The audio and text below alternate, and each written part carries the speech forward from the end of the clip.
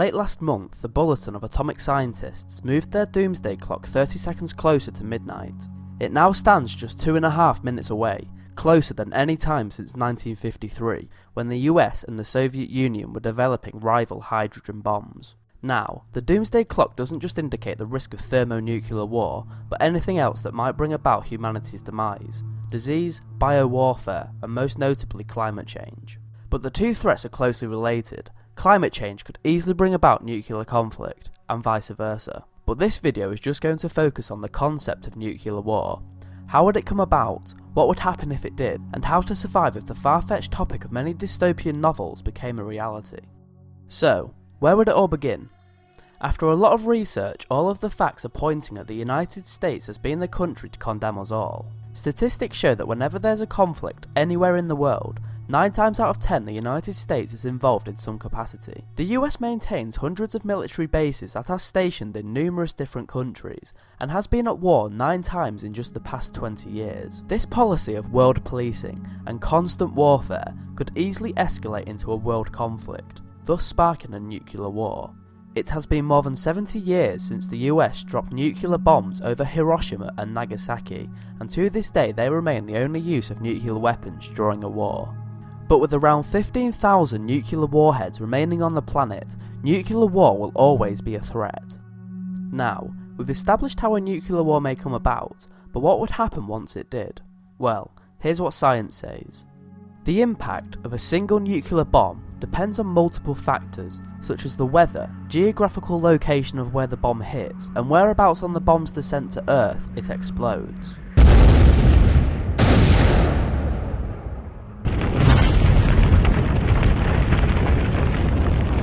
If a 1 megaton bomb, which is 80 times larger than the bomb that was dropped on Hiroshima, was dropped, those who were 11 kilometers away from the epicenter would experience first-degree burns.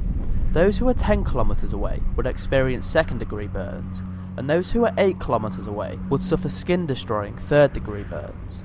But the heat from a nuclear explosion isn't the most deadly part. Most of the energy released in a nuclear explosion is in its blast, which drives air away from the site of the explosion, creating a sudden change in air pressure, which can crush objects or knock them down. Again, if a 1 megaton bomb was dropped within a 5 kilometer radius, there would be 180 tons of force on the wall of every 2-story house, along with wind speeds exceeding 255 kilometers an hour.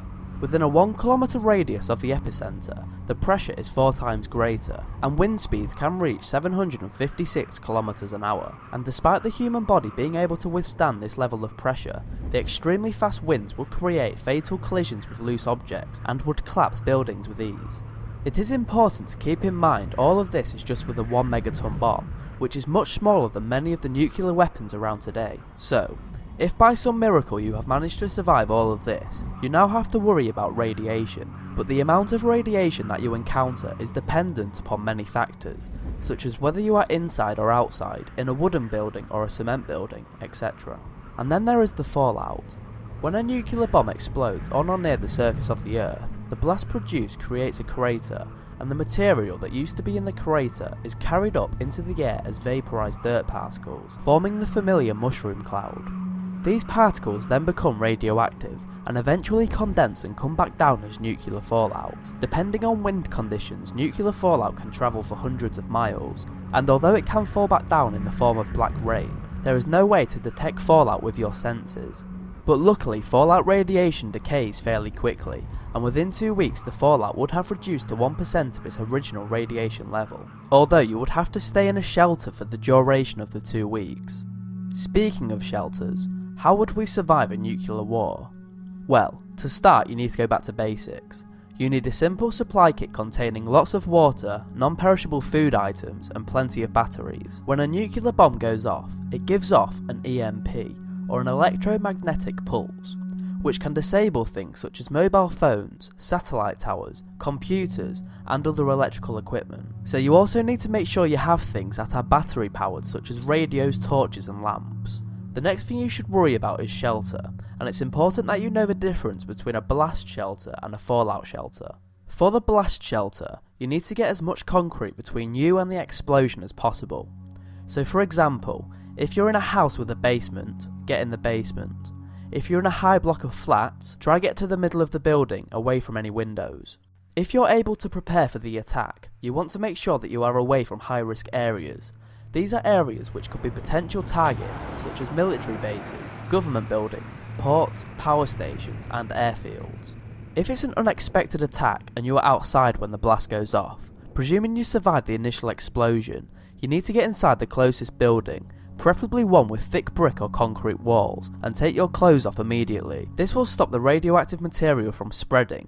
Doing this removes 90% of it off your body. Next you need to wash your skin and hair with water to decontaminate yourself. Whilst washing your hair, you can use shampoo, but don't use conditioner as it will bind the radioactive materials to your hair.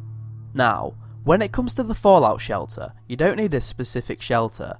You just need to make sure you have thick walls and a thick roof. You also need at least 2 weeks worth of food and water, because that's how long it's going to take for the radioactive materials to decay, thus making it safe to go outside. Now, what happens if this was a multiple nuclear bomb attack and once you step outside your fallout shelter, you realise that the world has plunged into post-apocalyptic society? Well, your first call of action is to find your way out of any major cities, not only because big cities lack land for post-apocalyptic living and farming, but because the large amount of dead bodies could be carrying diseases. But before you make your escape, you're going to want to make sure that you have the correct clothing. Without contemporary heating or electricity, post-apocalyptic society is going to be a lot more exposed to the elements. Next you're going to go and collect what would undoubtedly become a very high value item in a post-apocalyptic society, and that is medicine. Antibiotics like penicillin are your first priority, as they are going to help cure common diseases and infections. You're also going to want to get antiseptics in case you get cut. The next stop on your quest to survive in post-apocalyptic society is anywhere with a lot of cars. You need to collect as many car batteries as you can, as these are going to be your only source of electricity. Next you need to head to a supermarket. You should collect as much food and water as possible, eating the food in order of how perishable it is, with any kind of meat first. But what you're really there for is the canned food. On average, the canned food section of a supermarket has enough food to last a single person 55 years. Well, I think that about does it for this video. We've discussed how a nuclear war may come about, what would happen if it did, and what to do to ensure you survive it. I hope you found the video interesting. If you did, you might like my other video entitled 5 Most Deadly Nuclear Meltdowns Known to Man, which is on screen now. Thanks a lot for watching. If you enjoyed the video, please leave a like, and subscribe to my channel to keep up to date with my weekly videos. Also, keep in touch on all of my social media sites, the links are down below. See you next time.